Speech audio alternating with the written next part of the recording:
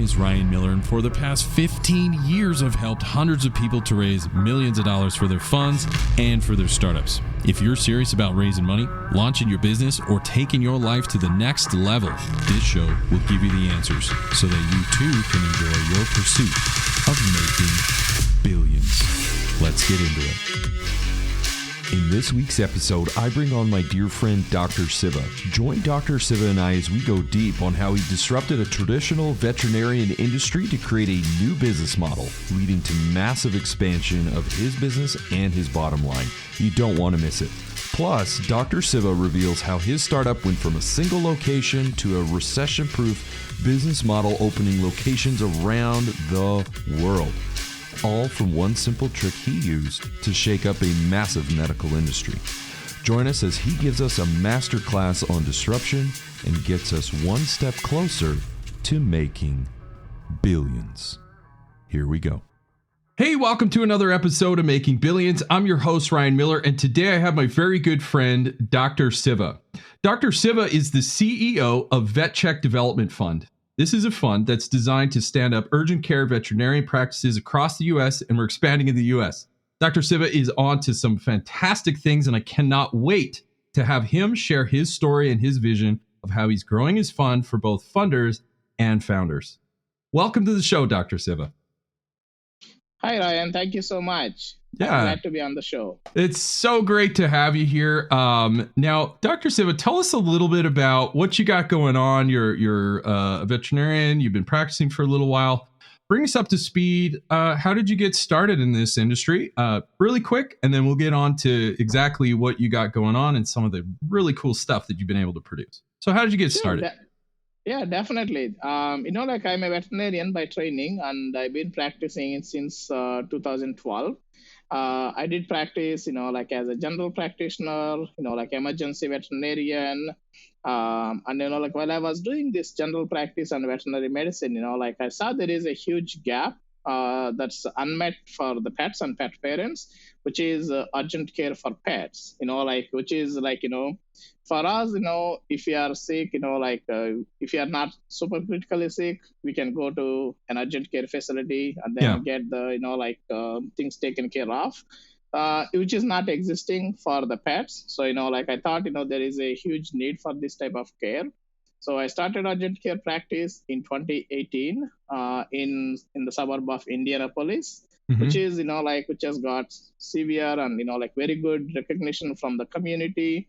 And everybody is so happy that we exist. And everybody is so appreciative that, we are there to help their pets and pet parents when they need it the most. So then I was like, okay, this is really good. And, why can't we expand this type of care across the country? Because there is a huge need for this. Right.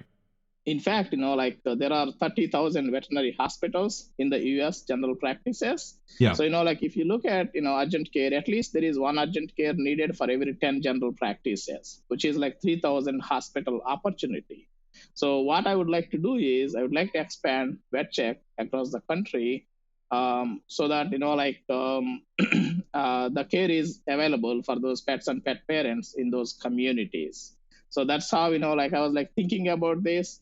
Then I came across, different options, how I can do that. While I was exploring those options, I thought, okay, there are several investors who would like to get into veterinary medicine, but they don't have means to do that because, either they don't have license or, they don't have means to invest into the model.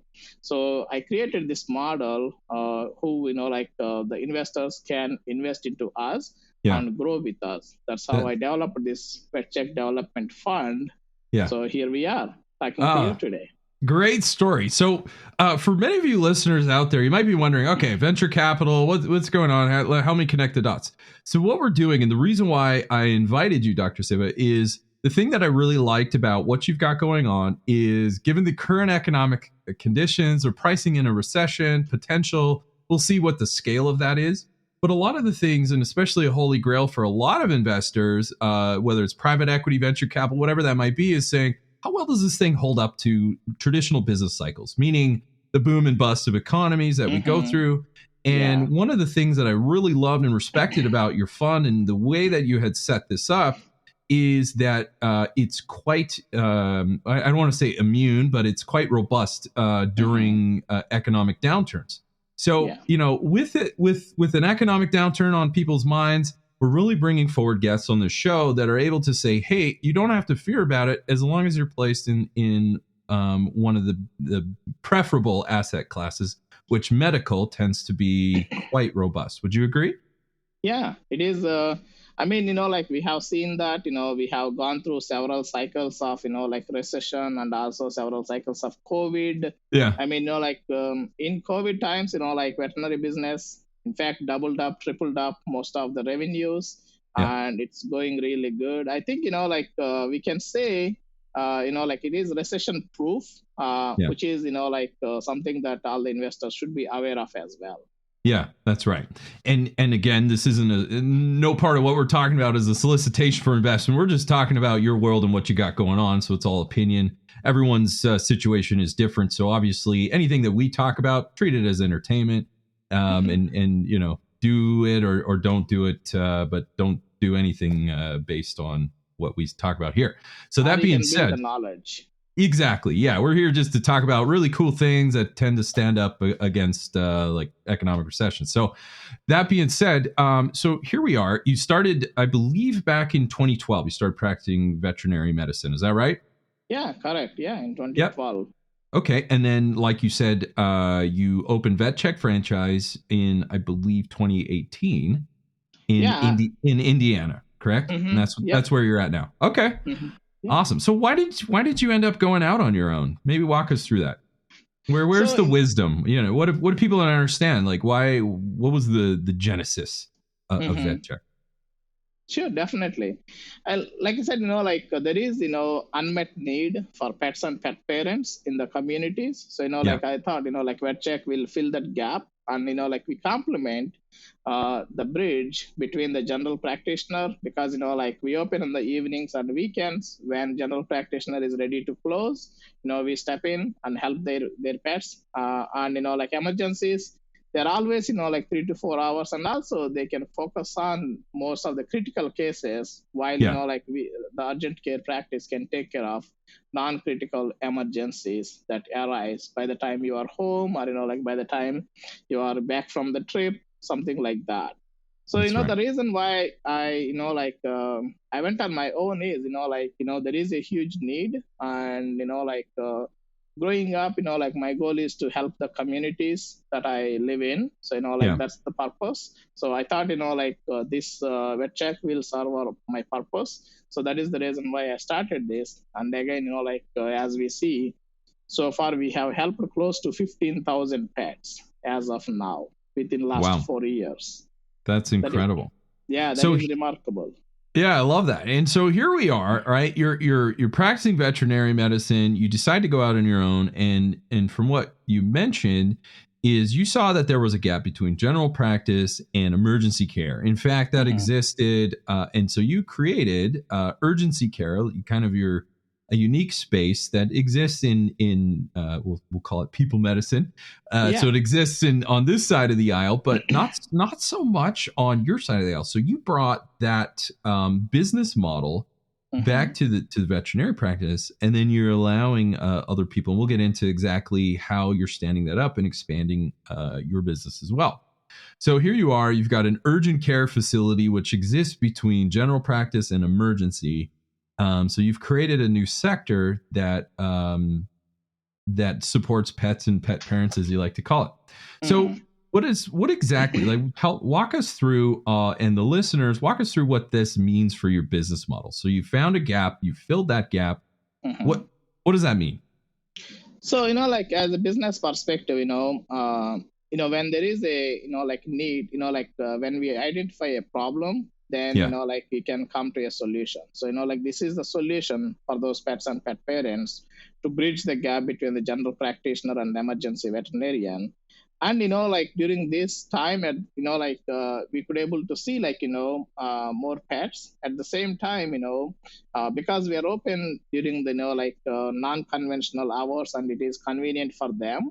There is obviously, there is convenience fee for the pet parents.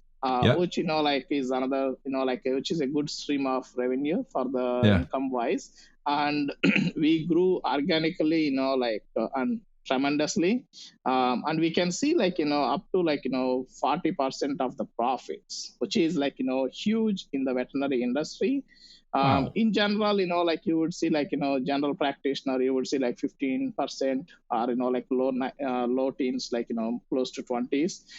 In the emergency medicine, you would see like, 20 to 25%. But, like being in the urgent care model, like, and the, systems and processes that we created, like we are seeing up to like, 40% profit margins, which is really, really, interesting to see in our portfolio and also in our business. Man, 40% net profit margin. Yeah, it is net profit margin. Geez, so 40% net profit margin. So here you are. This kind of sounds like a blue ocean moment where you're able to kind of take two different areas, a lot of businesses, a lot of competition, a lot of things going on, and you said, hey, maybe I can create a third hybrid place. And you're certainly getting the profit margins to justify that. So good for you. That is absolutely incredible. So here you are. You've created a market for yourself that hardly exists. Mm-hmm. And you've done it in a way that generates 40% net profit margin. All right. Yeah. Man, that is incredible. Yeah, high five to you. So that's awesome. So here we are. Let's move in along on this. So you've created this sector. You've got super healthy profit margins. Now you're expanding the VetCheck urgent care franchise. Did I hear that right? Yeah. We are getting into franchise model as well.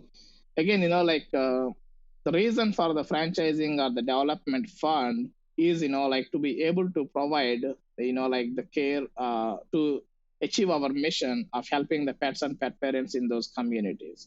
So, like I was thinking, in 2020, like we see there is a huge, appreciation from the community, and, like the pets are getting better and the pet parents are very happy.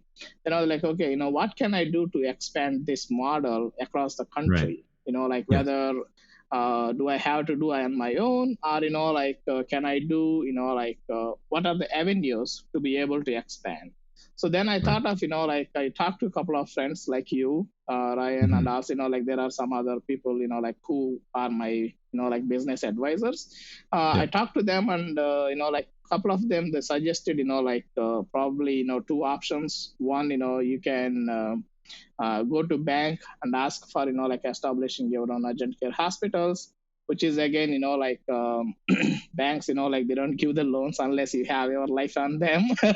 Yeah, exactly. So, like then I thought, okay, that's not going to be viable. So then second option is, like, why can't I have people who would like to invest into the business and who want to, like be able to establish their own hospital? Then, okay, that's where the franchise system came from. I was like, okay, there are so many people who are franchise owners for Applebee's, McDonald's, like that. So, like, why can't we have them invest something very meaningful and purpose driven? Yeah. So, like we created, I started thinking about that, and I talked to my attorney here in Indy, and he is really helpful, and he gave me really good suggestions. His name is Josh Brown, just to let you know. Okay. But, like that's when, I started thinking about franchising. That started in 2020.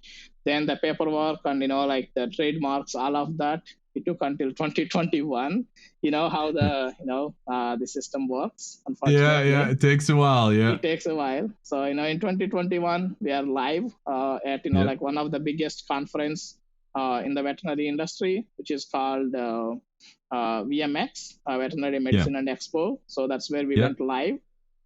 You don't believe, like in that conference, we were live at that conference, and in the conference we got one franchisee signed up. That's awesome. And so you're growing. Yeah. So like she signed up, and she was she's a vet tech. She had her emergency practice. She sold that emergency practice. Then she's ready to get on to next phase of the journey. Then she came on board and she signed up on the conference itself. And, like since then, we've been growing tremendously. As of now, we have 3 coming up pretty soon.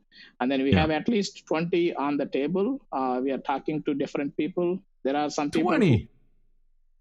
There are some people who want to take over all North Carolina, and then there are some people who want to take all over the Utah. So like it's growing really crazily. Yeah. Also, let me tell you, Ryan, this is one thing. We are not doing any sort of advertising as of now. It is all That's organic growth, and it is all like people hearing from people. They're seeing the potential. So it's helping people again. That's how the franchise came on board. Wow. So you just started in 2021. You already got 20 applications without even advertising. Yeah.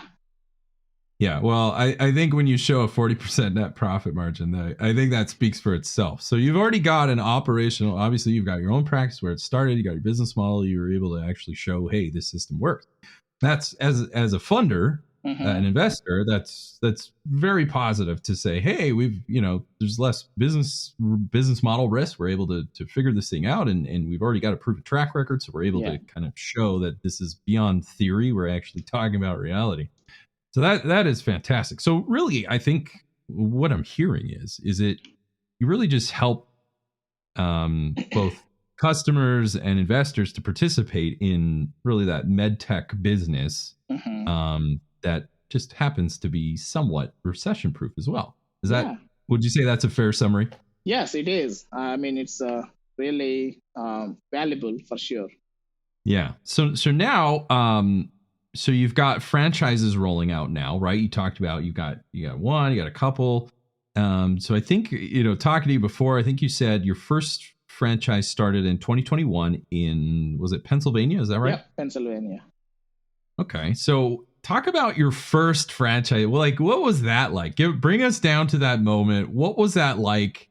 I'm sure there's learning experience. What was that like to get your first one? All right. We all love our first investor, our first business, our first, right. That moment where you're like, I'm no longer talking about it. This is actually happening. My expansion plans are working.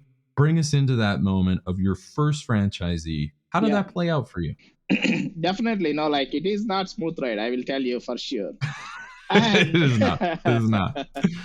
You got that right. Yeah. And at the same time, our team thoroughly enjoyed helping this franchisee because, we had some hiccups, where, the landlord is not as friendly as we thought. And, the construction plans did not go as we planned. So, this is not what happened when I started. I have 2 corporate-owned hospitals and I have 1 general practice. It never happened to me. I was like, everything was smooth sail. I was like, okay, this is going to be smooth sail as well. But, but the thing is, at the end, the lessons we learned, and at the same time, those lessons we can help other investors and other people who wants to come on board with the franchise system. We can share those lessons and we can avoid those mistakes. And but at the end, the franchisee is very happy that we could able to step in. Although she had 10-15 years of experience in the veterinary industry, she still had some issues. So think about people who don't have any experience. So I tell them we have a system in place. Just plug and play. That's what I advise you, because she had some experience and she thought she could able to handle some of those things, but things have changed. And as we evolve into technology space, and also as we evolve times, COVID times, or pre-COVID and post-COVID, there is a huge difference. So there is supply chain issues. So there are so many things that are factoring into this. So we are learning all those lessons, and we are ready to give away that knowledge to other investors who wants to come on board. Exactly. So the learning is done, right? You went through that. You had a great person come on who had some experience, but maybe not in other ways. And I think what I'm hearing is saying, hey, man, we offer a turnkey solution. So yeah, you just be able to practice your art, we'll call it, through the medicine that you love to practice so much. And the business processes, all that stuff's figured out. Yep. So exactly. Be a good doctor, and your profit margins will work well in your franchise, but also in the VetCheck development fund for you as the general partner as well. So you started 2021. You stood this thing up in Pennsylvania. Then you flipped it into a fund in that same year. And now you've got a second and a third plus 20 more in the pipeline. I mean, yeah. Thanks for coming on the show. I'm surprised you had any time, but certainly honored to have you. Sure. So now, where is it going? It's like I said, like our goal is to establish 100 clinics within next 5 years. So that is the vision that we have, and that is the vision our team believes in. So I want to let you know, I have great team, like who is there to support me through thin and thick. They are there for me, like they are like they are my kind of my core team that helps me to move forward. Otherwise, like without them, I cannot do this. That's right. So our team believes in 100 clinics within next 5 years. So that's where the development fund comes in place. While establishing the franchises, which is, I would say, that is an active investment opportunity for an active investor. So if an investor is passive and they don't want to deal with daily activities into the business, then this fund is kind of passive income opportunity, where we the investor can invest with us, and we use those funds to establish these VetChecks across the country. Perfect. Wow. So you're going in. So a goal of 100. Good for you, man. You're someone that gets it done. I love that. So we're opening up. I believe you mentioned before you're opening in Dallas. I think you got another one in Indiana as well. Yep. So you're well on your way, man. You got your system. You got people signing up. This is absolutely incredible. This is and look, a show called Making Billions. This is the dream, man. Like you're talking about it. You're saying, hey, I started out. I had a skill.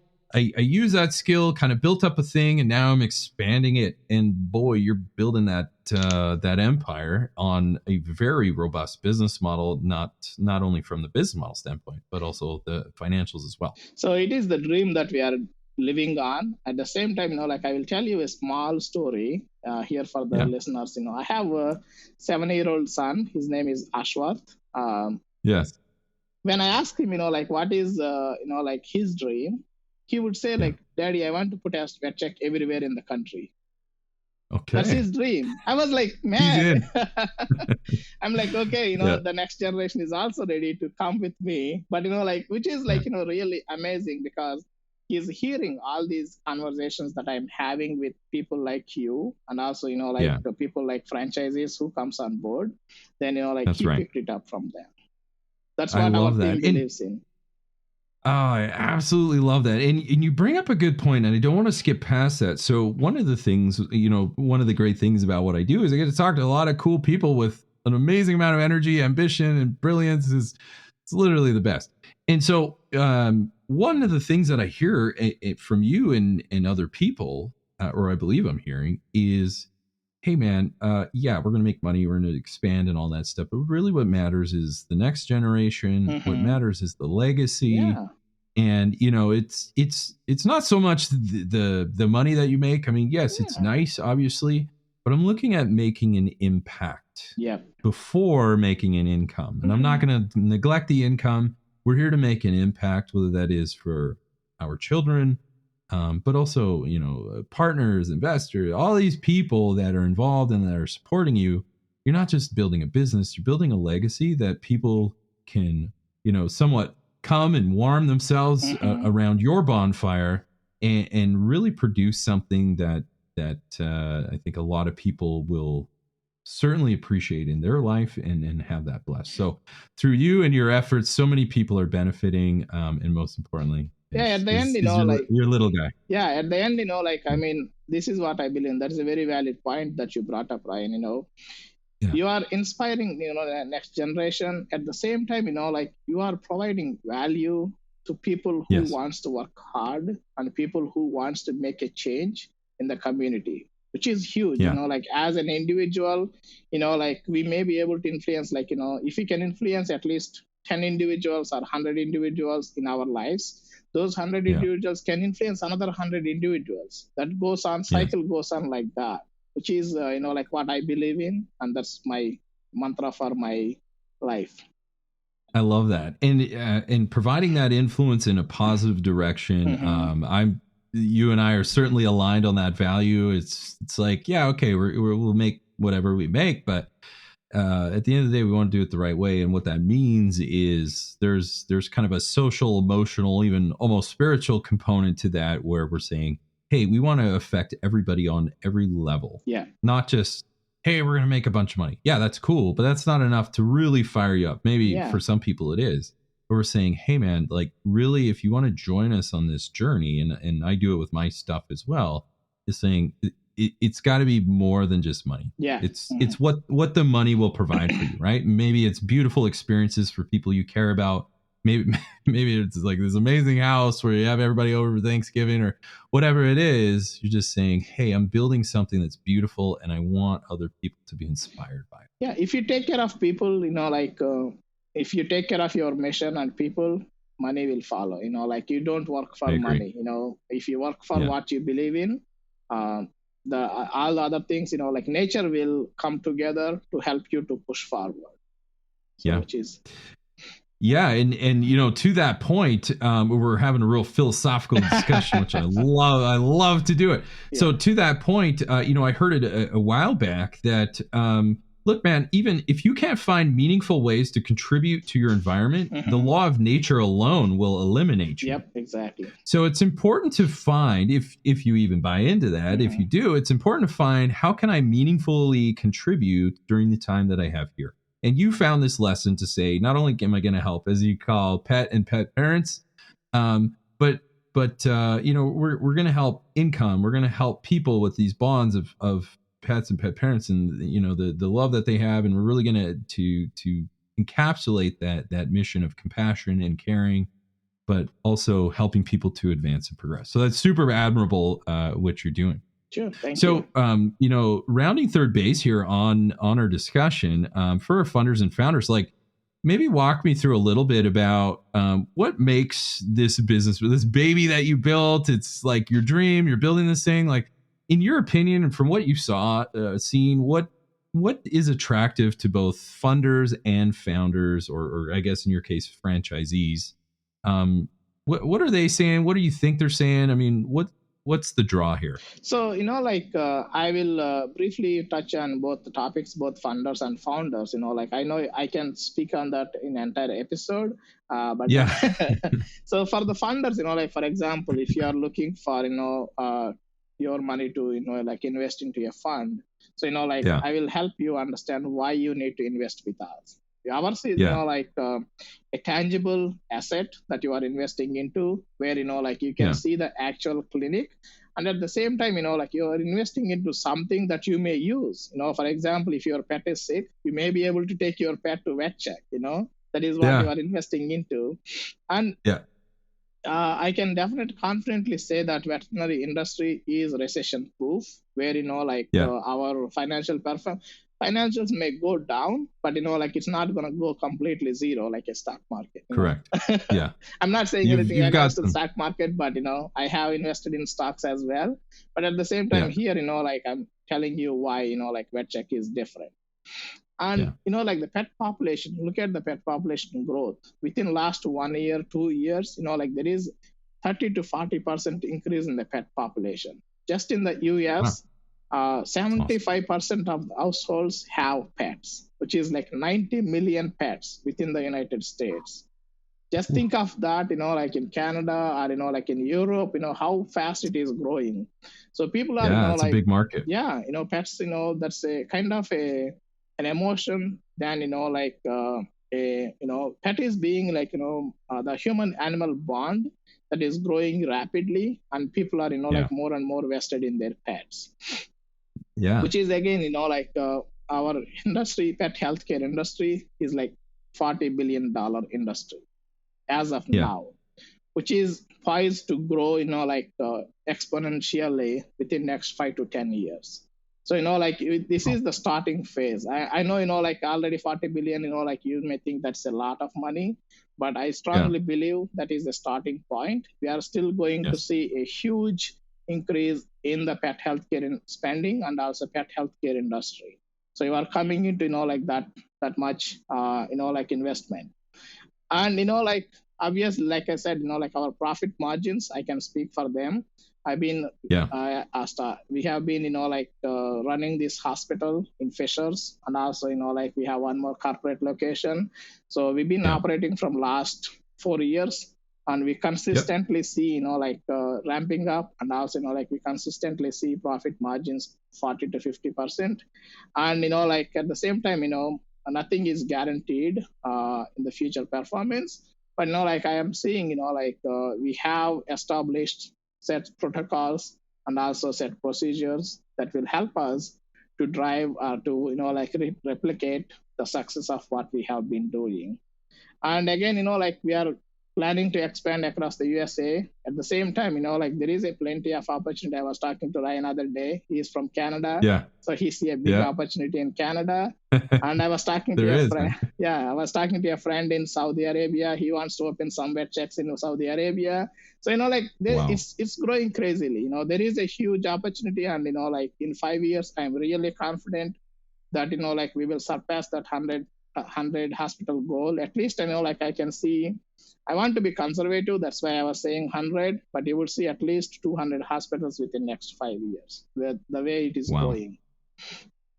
Wow. Yeah. So I just want to pause there and really let everything you just say register to our listeners. This is a guy that's going to have 200 hospitals. Like the scale of that vision. I'm catching it, man. I'm picking up what you're laying down. This is humongous. So a recession-proof business be like, yeah, come at me. Like we're ready. Yeah. We've got lots of cushion. Our business model is solid. Popular market is growing, both in the U.S. as well as international. And people are already reaching out to you international. So man, you're opening my. I mean, I knew it was good. I didn't know it was that good. So I mean, I could see why you always got a smile on your face. I thought it was just because you're a good guy, and you are. But it's like, okay, well now I really know why you got a smile on your face. So this is fantastic, man. And the fact that you're sharing it with other people, I think that's so admirable. I mean, you could have just franchised this thing and been crazy rich, man. But you're opening this up and saying, hey, I built this thing and it's really, really good. And I want to share that and allow other people to benefit from this business model that I've created. Yeah. So it's super cool. And building it in a way that you're healing. I mean, I've said this before. I'm a firm believer that the world needs more healers. Yeah. Yeah. In all forms. And so, it's such a privilege for me to be able to have you on the show, have a healer like yourself who also knows how to make a buck. I mean, you're firing on all cylinders, man. You're in the prime of your career. This is absolutely incredible. Thank you. All right. So here we are, funders and founders. I mean, recession-proof, your words on mine. It's very robust in a recession environment.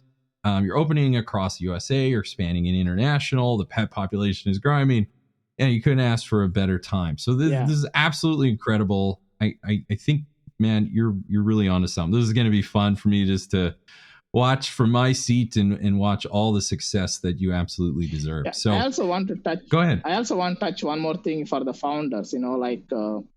The unique thing that we are offering with the VetCheck is, entrepreneurship and equity for the veterinarians, which does not exist in our field as of now. I can, confidently say that there is nobody who is willing to give away the equity in the practice to the practicing veterinarian. So, our field is becoming, a point where, all these, private equity firms, they're coming and they're, purchasing these hospitals at 10, 20 multiples, which a general veterinarian cannot even fathom to, think about owning a hospital on his own.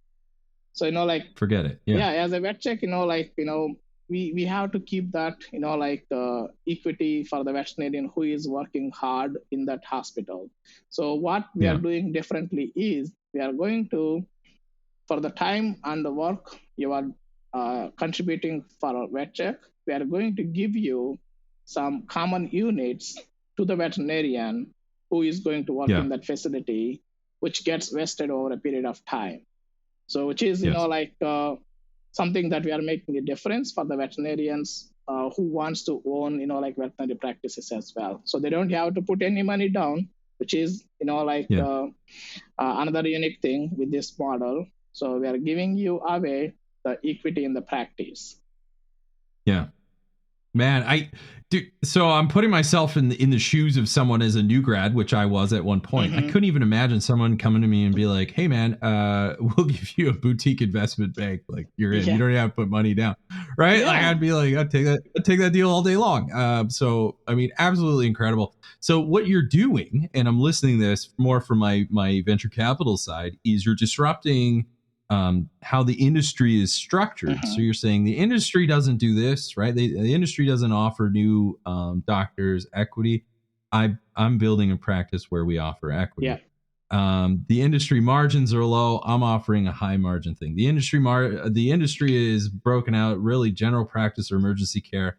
I found a new sector somewhere in between of that. Yeah. So you see what I mean? Yeah. So we call you a disruptor, which yeah, VCs love it, right? You're the rebel. You're the rebel of your industry. You're disrupting everything, making trouble. But you and everybody tied to you is going to make a few bucks for all that trouble you make. So that's absolutely admirable. Until you said that, I have never thought about that. But I just do my job, and I want to keep the field going, and I want to provide a better environment for this generation as well as the next generation. That's. I mean, heck, if I wasn't my career, I'm like, man, this is you. I'm like, maybe I'll be a vet one day. But no, that's absolutely cool. So, as we start to wrap things up, is there anything else that you'd like to add, or you think our listeners would like to know, anything at all? Yeah, definitely. Like I said, this is a great opportunity, and come invest with us and grow with us. And I also would like to thank you, Ryan, for what you have been helping us and also helping our team to understand different aspects of fundraising and also how we can manage those funds. So it's been really a pleasure to work with you, brother. I call you brother because we have that camaraderie that we developed with him the last 1 year. And I think, thank you so much for what you do for the investment community, which is huge again. So I think, it's going to grow more stronger and stronger. We're already talking about some things. So, which I would like you to share sometime later. But I think, it's going to grow bigger and bigger. Well, thank you. You're very kind. And yes, as you've learned over the last year that I've known you, I am more than willing to share my opinions. Absolutely. Sure. Well, that's enough for me, everybody. I hope you enjoyed our time with me and Dr. Siva.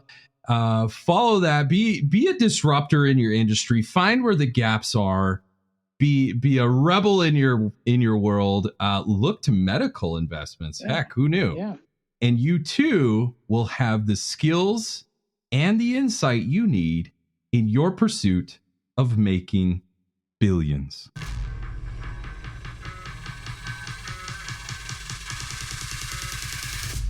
Wow, what a show. I hope you enjoyed this episode as much as I did. Now, if you haven't done so already, be sure to leave a comment and review on new ideas and guests you want me to bring on for future episodes. Plus, why don't you head over to YouTube and see extra takes while you get to know our guests even better.